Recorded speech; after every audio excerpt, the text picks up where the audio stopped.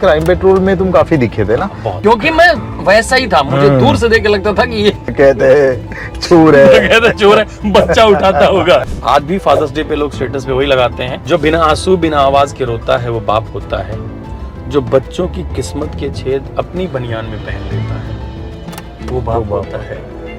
माँ रखती है कोख में 9 महीने हमें, पर 9 महीने जो दिमाग में ढोता है वो बाप होता है। क्या बात? I was not first choice for super dancer। और फिर एक आशीष साहब है, तो उन्होंने सजेस्ट किया कि एक लड़का था, ऐसे अप्रोच किया गया और मेरा फिर पहला ऑडिशन हुआ। केस तो बनता है तुमने किया, मतलब so many roles bro, yes, so much versatile. मतलब मैं 25-27 कैरेक्टर, इतने दिनों का जो था ना, जहां से सीखा, जो भरता जा रहा है ना। मेरा भी मैं भी बता रहा हूँ, मैं भी मानता हूँ कि केस तो बनता है मेरे लिए बहुत स्पेशल शो था। एक सुर लगने वाली बात होती है, उस शो में मेरा सुर लग गया। Hi, this is Paritosh Tripathi and you're watching me on Be Blunt podcast with KK sir. So Paritosh Tripathi, welcome to Be Blunt podcast. Be blunt and let's be blunt. Yes, because your character is also blunt. Always, always. मुझे तो मना करना पड़ता है ना कि बस करो। बस करो पगले, रुलाओगे। लेकिन KK sir, thank you so much. Before we start, it's my pleasure कि हम इस तरह से आपसे मिले हैं। अदरवाइज होता ये था कि सेट पे आप हमारे बॉस हुआ करते थे, आप क्रिएटिव देखते थे, क्रिएटिव लेवल पे थे, एंड हम और मेरा एक दोस्त है रणवीर, हम लोग स्टार्टिंग में थे, राइटिंग स्टार्ट कर रहे थे हम लोग, या कर रहे थे। तो एक शो पे थे और वहाँ पे हमें फीडबैक देने से लेके हमें अप्रिशिएट करने तक की जर्नी है। सो परितोष, मुझे बताओ, ये एक्टिंग भी तुम करोगे, पोइट्री भी तुम लिखोगे, पॉडकास्ट मैंने शुरू किया है, स्टैंड अप, अच्छा लो ये एक और स्टैंड अप भी तुम करोगे, तो मतलब पति भी तुम ही हो, तो आगे और क्या करना है? मेरा एक दोस्त तो बोलता है तू चेक कर, तू फ्रिज भी बनाता होगा क्योंकि ये काम रह गया है। नहीं, चक्कर ये ना कि अब कुछ चीजें, मिर्जापुर का डायलॉग है ना कि मजबूरी में शुरू किए थे अब मजा आ रहा है, तो वही वाली बहुत चीजें। जैसे मुझे एंकर बनना था, दूर दूर तक कहीं कोई ख्याल नहीं था। राइटिंग का मेरा ये था कि किसी ऑफिस में आप जाते हो एज एन एक्टर, तो आपको कास्टिंग लेवल पे रोक दिया जाता है, और वहां फिट नॉट फिट, और you are in or not, और is there anything for you or not, तो इस लेवल पे ही आप हो जाते हो। जब आप राइटिंग करते हो तो आप मेन बॉस के साथ बैठे होते हो कि he is creative and he is our producer, और ये है, और ये मैडम ये देखती है, और फिर जैसे आप नरेशन चालू करते हो वो समझ जाते एक्टर है क्या तू बोले बस यही तो चाहता था, डबल गेम। तो एक्चुअली इस तरह से चालू हुआ, और फिर बाद में डिस्कवर करते करते आप समझ जाते हैं कि मेरे में राइटिंग है, या मुझे वो थोड़ी समझ है कि लिख सकता हूँ, क्योंकि देखा है, पढ़ा है। जब क्राइम पेट्रोल तुमने किया, मेरे ख्याल से क्राइम पेट्रोल में तुम काफी दिखे थे ना, बहुत, तो क्योंकि मैं वैसा ही था। मुझे दूर से देख के लगता था कि ये इसको ले लो, कहते चोर है, बच्चा उठाता होगा। तो क्राइम पेट्रोल जब इतने वक्त तक कर रहे थे, जब क्राइम पेट्रोल है ना, मुझे मेरे घर में, पुराने घर में एक छोटा सा फ्रिज, एक टीवी सेट, खाने का सामान, 2 टीन के डब्बे, जिसमें एक में चावल एक में दाल, और जिसमें दाल है उसी में आलू प्याज भी। अच्छा ये क्राइम पेट्रोल से आया। क्या बात, मतलब ये वो है जो एकदम बेसिक खाने रोजी रोटी लाइफ ने दिया, और क्राइम पेट्रोल ने तुमको मुंबई में एंटर करवा दिया। क्राइम पेट्रोल ने मुझे रोक लिया, क्राइम पेट्रोल ने कॉन्फिडेंस दिया कि हम हीरो बन सकते हैं। एक कहा तो मेरे दोस्त थे, वो मैसेज करते थे, ये हम रियल में करते हैं, इसके पैसे भी मिलते हैं यार। मेरे साथ पड़े हुए एक आध लड़के थोड़े गुंडे टाइप के हो गए, बोले अबे तुम अपना एटीट्यूड में रहना, कोई टेंशन वाली बात नहीं है, हमसे टिप्स ले लेना। फिर बाद में उन्होंने मुझे बहुत सारे एपिसोड्स में मेन लीड कराया, बहुत सारे अच्छे एपिसोड्स करवाए, तो उसने ये कॉन्फिडेंस दिया कि you can be hero, you can play central character also, क्योंकि वहां पे लुक, रूप, रंग ये सब नहीं है। क्राइम पेट्रोल के बहुत रियलिस्टिक है। Crime petrol, sorry for my joke, पर क्राइम पेट्रोल के एपिसोड के लिए जिम से कास्टिंग नहीं होती थी। यू आर राइट, और जिम से एक्टर नहीं होता, जिम से कास्टिंग हुआ करती थी उस जमाने में, बहुत सारे टीवी शोज की, कि गोरा चिट्टा सुंदर, ये सब अपना ऐसे गोरे लंबे बाल रखे, पता नहीं चल दोनों में हीरोइन कौन है, मतलब लुक से होती थी, और फिर बाद में उनकी डबिंग कोई और करके उनकी एक्टिंग संभाल रहा है, ये भी होता था। तो हम वही डबिंग किया करते थे। अच्छा, एक्टिंग सुधारने वाली। मतलब कोई है, किसी मॉडल किस्म को ले लिया, उसने अच्छा कैरेक्टर प्ले किया है, अब उसकी आवाज ऐसा वाला है, जब तक चुप है तब तक अच्छा लग रहा है। जैसे उसने बोला गू, हक दिया, मुंह खोलते स्ट्रेट बाहर। तो क्राइम पेट्रोल तुम कर रहे थे, हाँ। जब बाजार लेने जाते थे तो क्या बच्चे अपने माँ बाप अपने बच्चों को छुपा देते थे या नहीं, लोग? नहीं, लोग पहचानते थे। हाँ, क्या आ गया है, खतरा है, ऐसे कुछ? हाँ, ये था। मेरे भाई की शादी हुई। अच्छा, सीरियसली? मेरे भाई की शादी हुई और भाभी आई, हाँ। और उसके बाद कुछ दिनों के बाद वो सोनी पे एपिसोड देख रही थी, तो आया उसमें वो भाभी मर्डर का एपिसोड था, तो उनको बताया गया ये आपके देवर हैं। अच्छा, पता नहीं तब से भाभी दूर। किसी से ऊंची आवाज में बात नहीं करती हैं। चाय 2 बार पिलाती हैं। मेरे ख्याल से क्राइम पेट्रोल के बाद भी तुम खाली ही बैठे थे या फिर you are not doing anything, ऐसा कुछ था, या फिर काम कर ही रहे थे? What is difficult? What is most difficult thing? Hmm, When you have nothing, you are free. You are like कि ठीक है, कुछ नहीं है। हम्म, जब आप कुछ कर लेते हैं थोड़ा सा, और खाली उसके बैठे। बाद आपको खाली रहना पड़े ना, वो बहुत ऐसा चुभ जाता है कि, मॉरल डाउन होता है, या फिर ऐसा लगता है कि मेरा इतना ही था क्या, तुक्का ही था क्या। और मेरे ख्याल से क्राइम पेट्रोल काफी किया है ना तुमने? क्राइम पेट्रोल काफी किया, फिर बाद में तो सावधान इंडिया आ गया, वो भी सावधान किया इंडिया मैंने। भी, हाँ। क्राइम खाली पेट्रोल के बैठना, बाद हाँ। 2014 मैंने क्राइम पेट्रोल को नमस्ते कर दिया, क्योंकि 2014 में बहुत बड़ा एक टीवी शो मैंने किया था, महाकुंभ। अरविंद वेबल, अरविंद सर का उन्होंने प्रोड्यूस किया था। राइट। उसमें 7 NSDNs थे, ओह, उसमें 4 प्रोफेसर थे जो एक्टिंग कर रहे थे। फिर वो दाढ़ी वाले का नाम क्या है जो उसमें ओल्ड? रॉबिन दास रॉबिन दास थे उसमें, क्योंकि एनएसडी का नाम आता था, रॉबिन दास थे उसमें, मोहन महर्षि जी थे उसमें, ओह। रामगोपाल बजाज जी थे। ये तीनों प्रोफेसर हैं, मतलब ये तो HOD रहे हैं। अरे हाँ, ये 3 थे। इसके अलावा अपने सुरेखा आप में सुरेखा institution। सीकरी जी, सुरेखा अरे सीकरी थी, यार, सीमा विश्वास जी थी, बड़ा कॉम्बिनेशन। निसार खान साहब थे, मनीष वाधवा जी थे, श्रुति उल्फत थी। आप देख रहे हैं ये किस लेवल के, अपना गौतम रोड़े भाई, you are so lucky to work with एनएसडीएंस। इतने तो हाँ। उसमें एक गाना था, वो लिखा था पीयूष जी ने। उसमें एक एक्शन का सीक्वेंस था, वो टीनू वर्मा जी ने डायरेक्ट किया था। उसके संवाद लिखे, उसके संवाद लिखे थे अशोक चक्रधर जी ने। पोलैंड में शूट हुआ, बनारस में शूट हुआ। तो मुझे लगा कि हो गया, लाइफ सेट है। I have arrived. उसके बाद काम नहीं मिला, क्योंकि वो शो भी बहुत दिन तक ये नहीं हुआ। शो जो था वो अभी तो वो एक फाइनाइट सीरीज थी, उसमें मैं इकलौता एक्टर था जो ऑडिशन से आया था। ओके। मैं और पायल राजपूत अभी साउथ की बहुत सारी बड़ी बड़ी फिल्में कर रही है, RX 100 में थी। ओके। तो मुझे लगा कि ये मामला अच्छा, और मेरा बहुत अच्छा पार्ट था। आपने स्टार्ट की थी ना कि एक पंडित का लड़का जिसको श्लोक से ज्यादा फिल्मों के डायलॉग याद है, मेरा वही कैरेक्टर था उसमें। हाँ, ओ, मतलब पूरा के पूरा तुम ही थे उसमें। मतलब मैं गया कास्टिंग के लिए ऑफिस में, और स्क्रिप्ट आई, और उसमें था कि ये कभी सलमान खान के डायलॉग बोलता है, कभी शाहरुख खान के डायलॉग बोलता है, ये इस तरह का स्टाइल में रहता है। मतलब बॉलीवुड का दीवाना था वो, और पंडित जी का बेटा। तो मैंने बोला, मैंने कहा ये मैं ही हूँ। तो बोले आ जाओ ऑडिशन। तो मैंने कहा नहीं आप समझ नहीं रहे हैं, ये मैं ही हूँ। तो बोले हाँ हो गया, तो इसका एक्टिंग का रिटन टेस्ट नहीं होता है, करना पड़ता है, इसको साबित करो। मैंने कहा आप मुझसे बढ़िया कोई नहीं करेगा। बोले अरे तू कर तो उसका ऑडिशन हुआ, और भी लोगों के बहुत सारे हो चुके थे, कुछ लोग लॉक भी हो गए थे, पर वो भेजा गया। और थैंक यू अरविंद सर, शुक्रिया उनका कि उन्होंने देखा और बोला कि हाँ इसको बुला लो।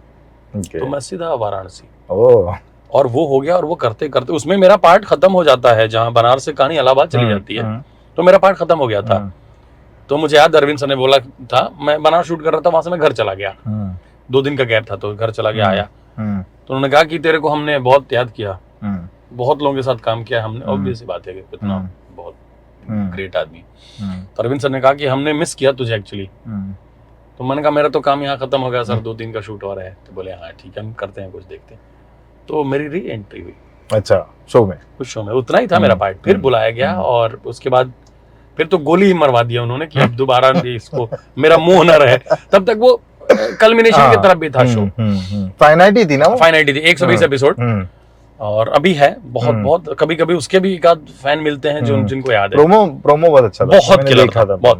तो आप सोचो सर, वो शो चल रहा है जिसमें आपका काम अच्छा है, आपका ट्रैक बहुत अच्छा चल रहा है, सेट पे बहुत तारीफ कर रहे हैं सब, मैं सबसे टच में हूँ।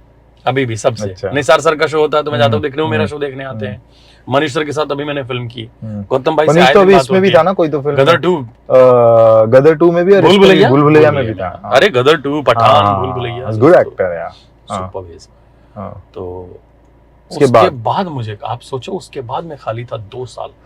2 साल 2014 में शो वो महाकुंभ पूरा हो गया, मतलब चला और बाद तक भी, पर मेरा काम तो हो गया था खत्म।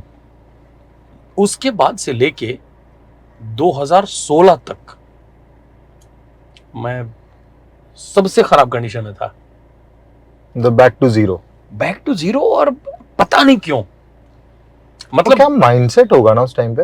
फिर सुपर डांसर कैसे हुआ? सुपर डांसर का मैं कई जगह बता भी चुका हूँ। तो सुपर डांसर से पहले मेरा एक वो माइंडसेट हुआ था कि चला जाए दिल्ली वापस।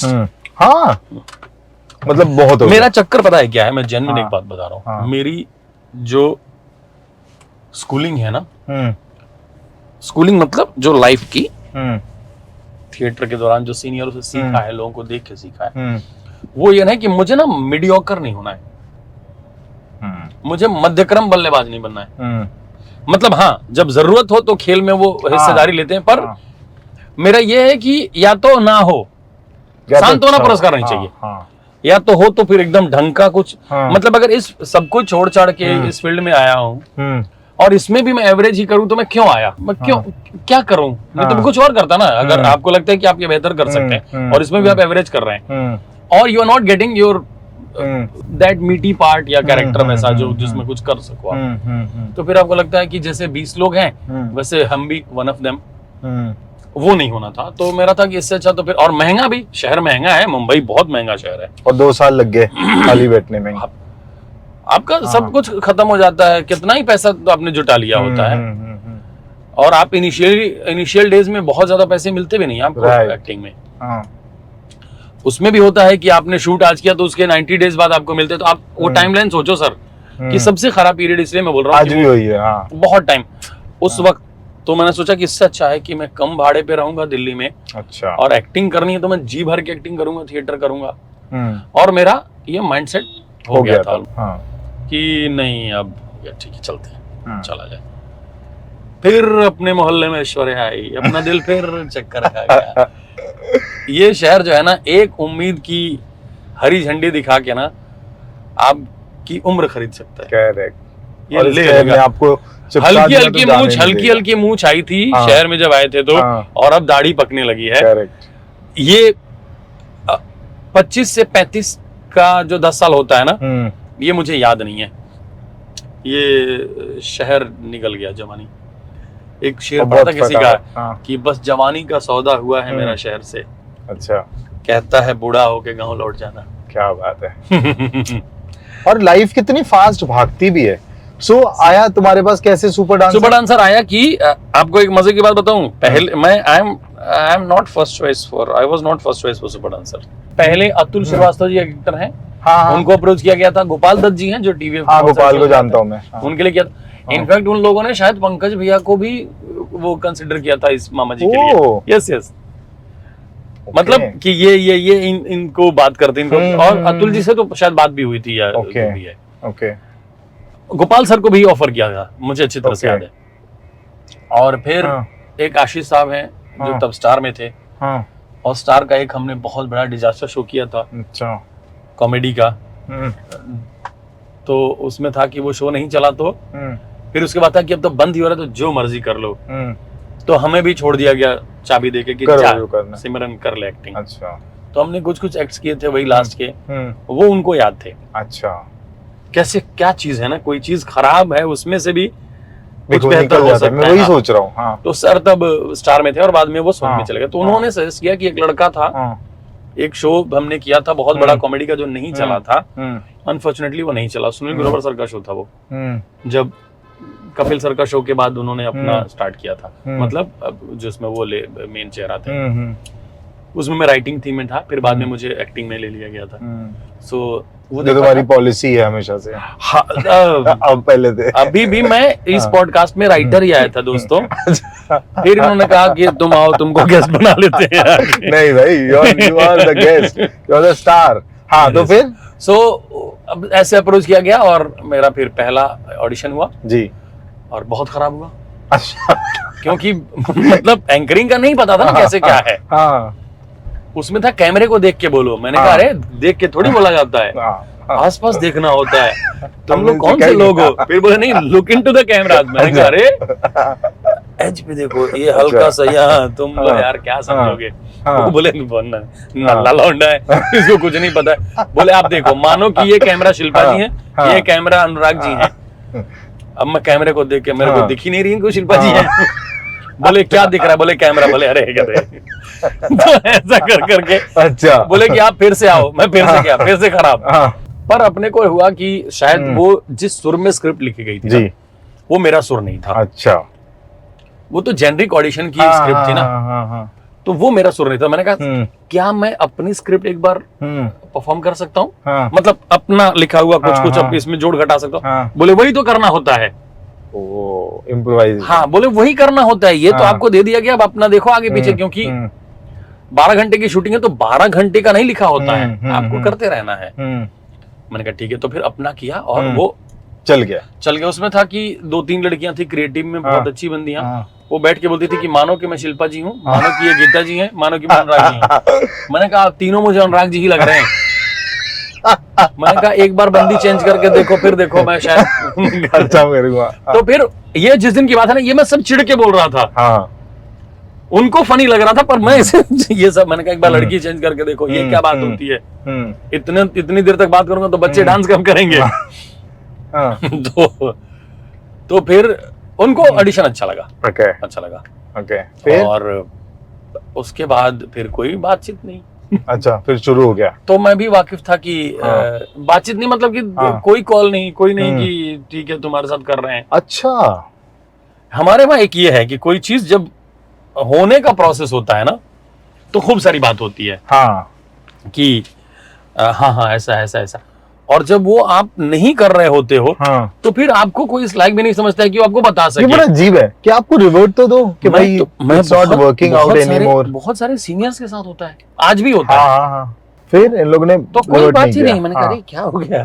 तो अपने को तो आदत ही थी। मैंने कहा बस यही है, बहाना मिल गया। उससे पहले मुझे एक एनटीवी का शो मिल गया, थोड़ा पहले ही, बिफोर सुपर डांसर, गैग करने के लिए। हैप्पी आवर नाम था उसका। उसमें मैं गैग करते फिर उसमें जो मेन एंकर थे उनका कुछ पंगा हुआ, वो भाग गए। अच्छा, तो उसमें मैं एंकर बन गया। किस्मत देखो। और एंकर बन गया, और उधर मेरा कुछ वो शो बंद होते होते फिर 108 एपिसोड हो गया। और वो 5 दिन आता था। अच्छा, मंडे टू फ्राइडे। हम लोग धड़ाधड़ शूटिंग चल रही है। उसके बीच में हुआ कि आ जाओ इसके लिए। अब वो लोग बोले कि मत जा। ऑफ कोर्स उनका रनिंग है। हाँ, और इसमें भी मैं, मतलब मेरा वो नहीं था कि मैं सीजन के लिए आ रहा हूँ या क्या आ रहा हूँ। इसमें मैं ट्रायल पे ही बुलाया गया था कि अब वहां के जो लोग थे, एक आध लोग हैं जिनको आप जानते हैं, मैं कट के बाद बताऊंगा। तो उन्होंने कहा कि मत जा, ये देख, ये भी है जी का इतना बड़ा नेटवर्क है, इतने सारे शो है, एक शो में तू फेस है। मेरा अखबार में फोटो भी आने लगा था कि happy Diwali from team happy hours. Happy hours ही नाम है। हैप्पी आवर्स नाम था। तो हमारे लिए हैप्पी, ठंड के मौसम में शूटिंग चलती थी जयपुर में। ऊंट से ज्यादा हम लोग पीते थे। 6 महीने का। तो फिर होते होते मैंने कहा नहीं मैं जाऊंगा। तो बोले ठीक है जाओ। अब पता नहीं कैसे बोल दिया एक आदमी ने नाराज होकर कि जाओ। वो जेन्युइन उदास हुआ। मेरे को वायरल हो गया। मुझे 2 दिन बाद जाना था। जा तुम मर, बुखार, वायरल। अब शूट चल रहा है, अब मैं कहीं का नहीं था। जयपुर में शूटिंग चल रही है, मेरे सारे दोस्त जसवंत पाजी वगैरह सब लोग थे, वो लोग शूटिंग कर रहे हैं, और मैं होटल के रूम में बैठ के ऐसे सेंक रहा हूँ। गरम भाप निकल रहा है मुंह से, हालत खराब, मुंह सूख जा रहा है। एकदम एक्सट्रीम लेवल पे होती है जब कोई चीज, उसके बाद ही बेहतर होता है। जिस वक्त थकान हो जाएगी ना, उसी के बाद का एक चोट, उसके बाद एक हथौड़ा, और जिस मोमेंट पे थकान हो जाए ना, अग्री, तो वो एकदम था कि अब नहीं गया। उसमें हिम्मत करके जेट एयरवेज की फ्लाइट चलती थी सवेरे 5 बजे से, 5:50 या 5:30 टाइम था। तो भोर में आपको एयरपोर्ट जाना है। मैं अकेला हिम्मत करके ऐसे लगता था कि 4 कदम चल के बेहोश हो जाऊंगा।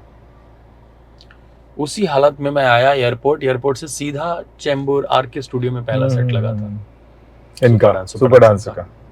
मैं गया और मैं वैनिटी में ऐसे मर गया बेहोश। ऋत्विक भाई मेरे पास आए, परी क्या हो परी? मैंने कहा आपको क्या हुआ? मैं तो ऐसा ही, मैंने कहा अच्छा ठीक है। बोले कि उस आदमी ने, मैं लेटा था, उस आदमी ने मेरे पास बैठ के वैसे उसी हालत में ऐसे हाथ वत रख के कि चल चल वहीं से अपनी लाइन बोल तू। और लाइन में फ्लाइट में पढ़ते हुए आया था कि मरना भी होगा तो करके मरूंगा। पढ़ते पढ़ते अपना ये शिल्पा जी ये सब करते हुए तो सब मेरे को याद हो गया था, पर वो परफॉर्मेंस नहीं आ रही थी। लाइनें मेरे को याद थी कि हाँ हाय शिल्पा जी, बहुत बड़े फैन हैं आपके, आपने यूपी बिहार लूटा है, एक चीज रह गई थी तो हम आ गए हैं। ऐसे थोड़ी बोलना है, ऐसा लग रहा है कि आदमी जो है अपनी आखिरी इच्छा बता रहा है, बस हमें एक बार राजमा चावल खिला दो उसके। पर ऋतु भाई ने मेरे साथ वही बैठे बैठे रिहर्सल किया और उसके बाद कपड़े वपड़े पहन के मैं खड़ा हो गया। उठते एक अयूब भाई थे, मेरे को याद है, अयूब भाई हमारे कॉस्ट्यूम करते थे, बहुत सीनियर आदमी है, जो साजिद खान जी का करते थे, सुरेश मेनन भाई का करते थे, सीनियर मोस्ट आदमी है। उन्होंने कहा भरोसा करो, ऐसा टेंशन मत लो, मेरे मेकअप मैन है राज दादा, वो सब लोग बैठे। उन्होंने बोला कि खाओ मत पियो कुछ, तो लिक्विड मेरे से थूक नहीं निकला जा रहा था, आप समझो ना, गला पक गया था पूरा, और मैं बुखार में था तब भी। तो वो करके दवा खा के बोले कि जाओ, और गया, और होते होते होते परफॉर्मेंस वो अगेन वही है कि तालियां बजती हैं, रिस्पॉन्स आता है ना, तो परफॉर्मर जिंदा हो जाता है। मेरे गुरुजी कहा करते थे कि कलाकार ना जिंदा होता है मंच पे जाके, क्योंकि आपका वो पैशन है। एक बहुत सीनियर एक्टर हुए हैं महाराष्ट्र में, डॉक्टर श्रीराम लागू जी, नट सम्राट एक नाटक है जिसपे फिल्म बनी है, उसमें वो करते थे, और बताते हैं कि उनकी याददाश्त चली गई थी, वो बहुत वीक हो गए थे, चलने में उनको परेशानी होती थी, और वो मंच पे जाके पूरा नाटक करते थे। वो जैसे मंच पे जाते थे, मैंने सुना किस्सा, मैंने कहा अरे मैंने कहा कि क्या बात है, क्या जादूगरी है। तो मंच आपको एनर्जी देती है। तो अगेन वही, उस मंच ने ना मुझे अपना लिया। वही है कि आपकी कॉलिंग है, शायद मुझे वो मेरे नसीब में आना था।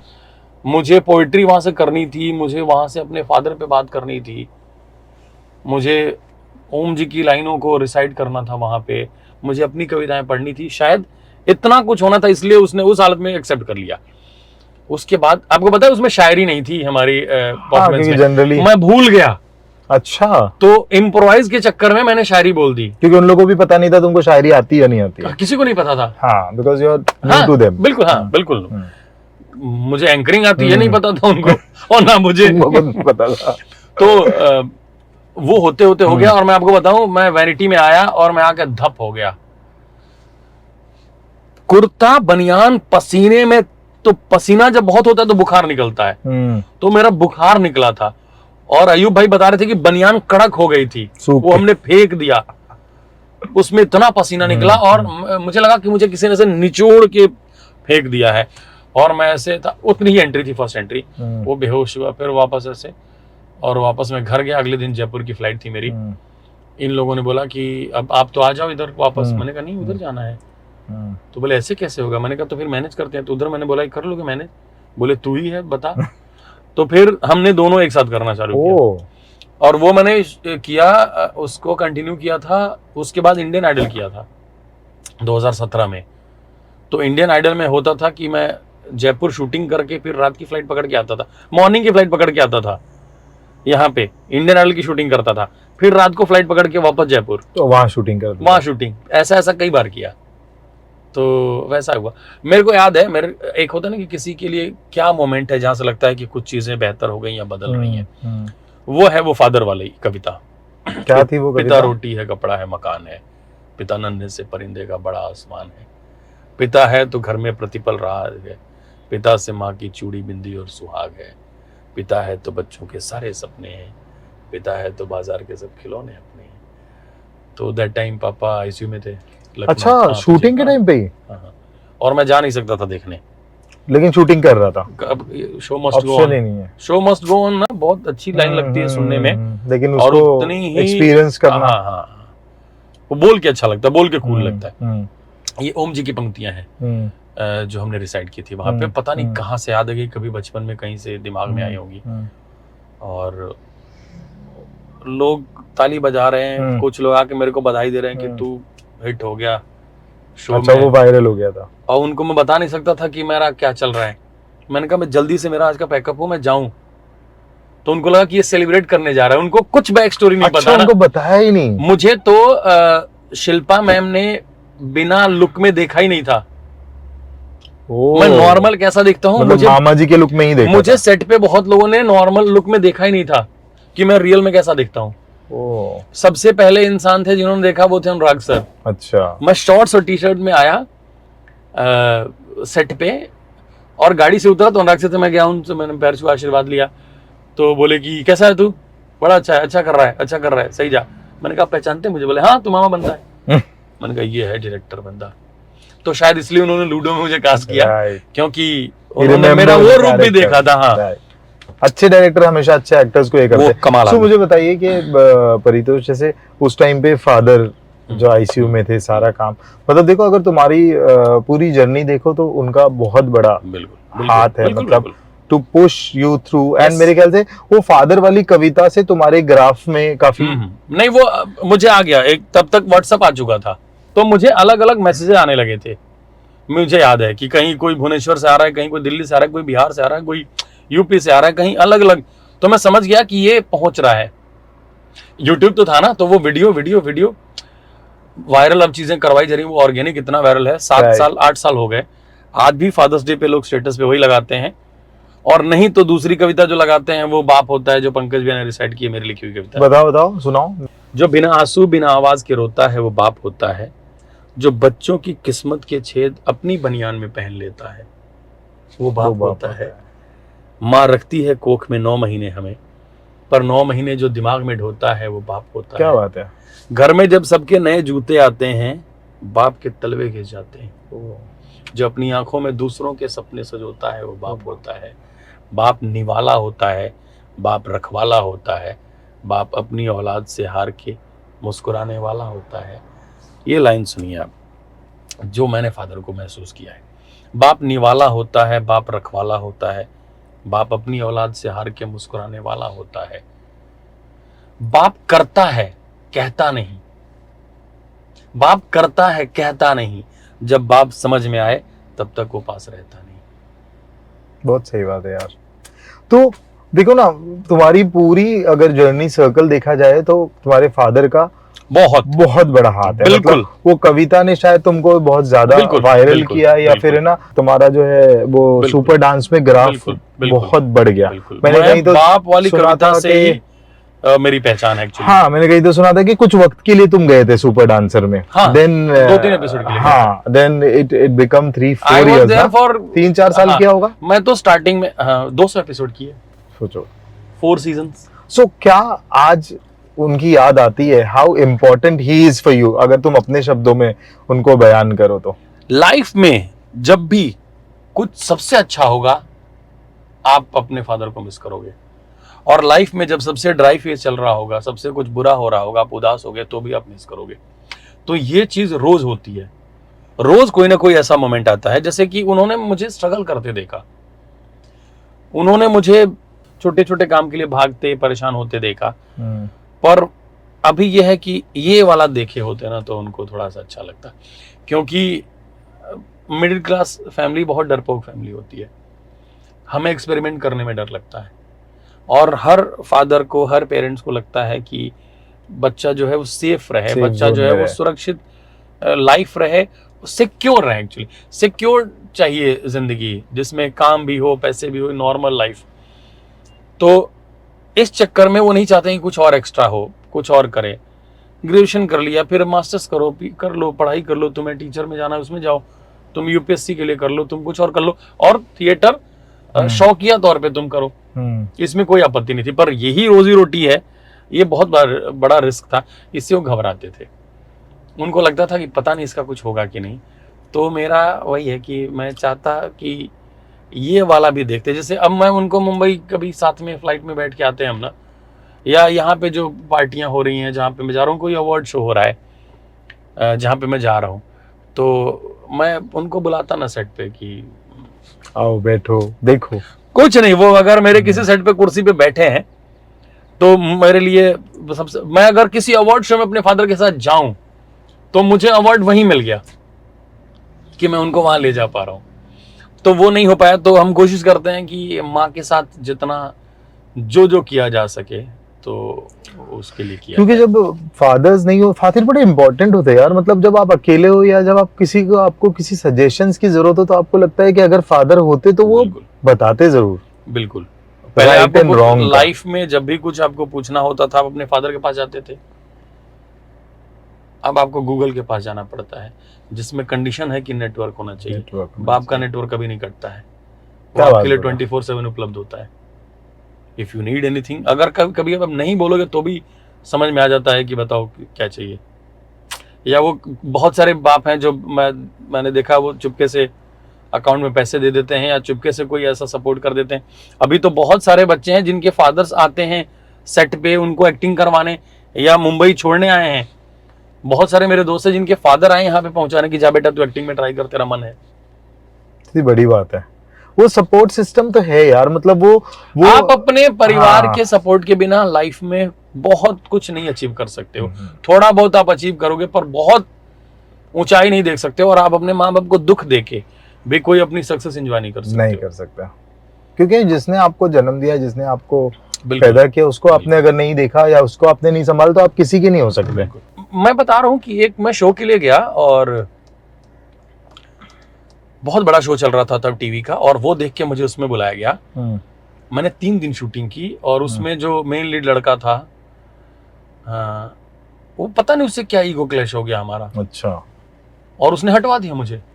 हाँ, जबकि एक स्ट्रॉन्ग कैमियो के लिए आया था मैं। मेरा कुछ 20 दिन का काम होता। 3 दिन में एक्चुअली वो और जो हीरोइन थी, मुझे कुछ नहीं याद है वो लोग कौन लोग थे।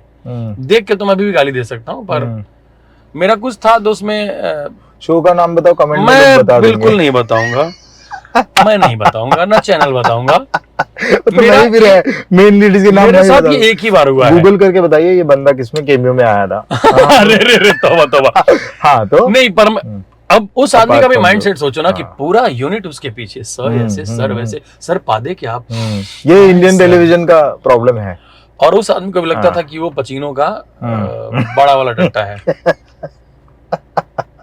ठीक है, एनीवेज, तो मुझे बड़ा दुख हुआ, मैं सदमे में था कई दिन की क्या हो गया। फिर एक आदमी बताया कि तुम बहुत अच्छा तो नहीं कर गए। मैंने कहा ये क्या बात होती है भाई, जो मेरा पार्ट था मैं अपना कर रहा था। उसमें वो जो लड़की थी हीरोइन, उन दोनों का पता नहीं क्या चल रहा था, मुझे नहीं पता, या चल भी रहा था कि नहीं, पर हीरो मतलब स्टार सेट का सबसे बड़ा, तो उनका कुछ रिएक्शन था।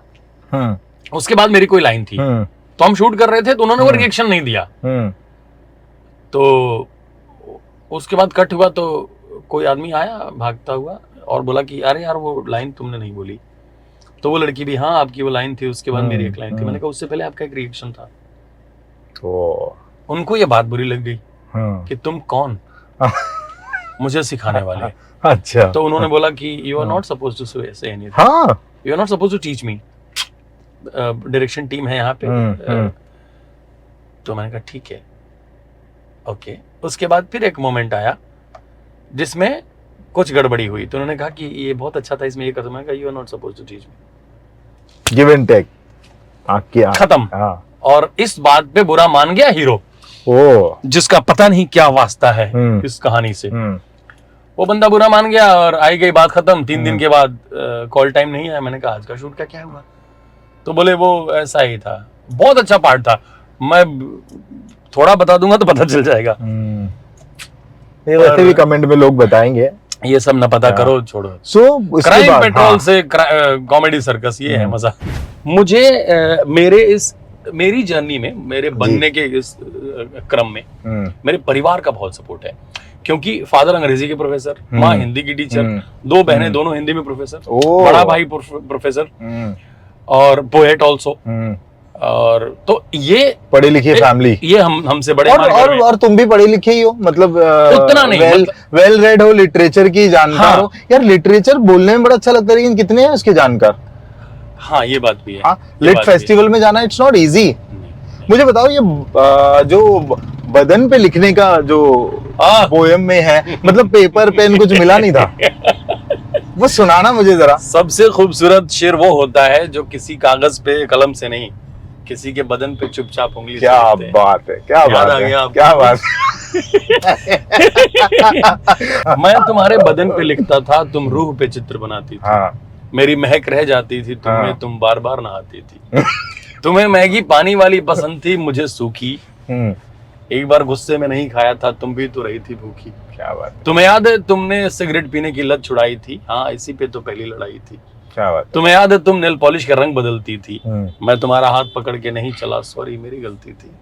ऐसे ऐसे। क्या बात है, मतलब मंटो वाले जोन में चले गए तुम।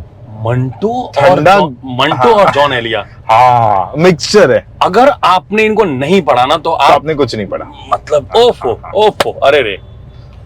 हम रोआ के थे हमारे जॉन साहब, फिर पाकिस्तान चले गए वो। बट क्या है, अरे बाप, कुछ सुनाओ एक जॉन एलिया का भी। वो अगर जॉन के बारे में नहीं बात की तो फिर बेअदबी हो जाएगी। जॉन का एक शेर की ये सबसे अच्छा जो है जी, ये मुझे चैन क्यों नहीं पड़ता, ये मुझे चैन क्यों नहीं पड़ता, एक ही शख्स था जहान में क्या।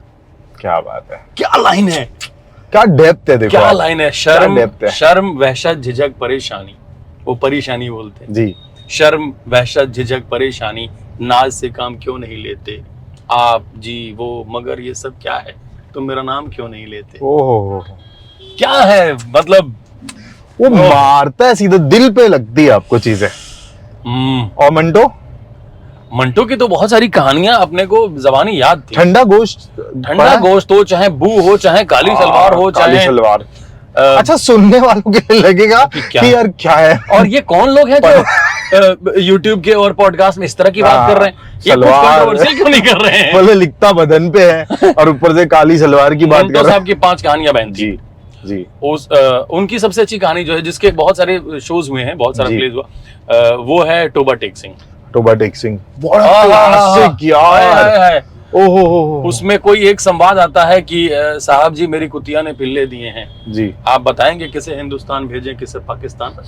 तो बोलता है हम यहाँ कुत्ते बांटने नहीं आए हैं। तो बोला कुत्ते तुमसे बटे ने इंसान बांटने चले हो। क्या बात है, इसी की जरूरत है आज, इस समझ की।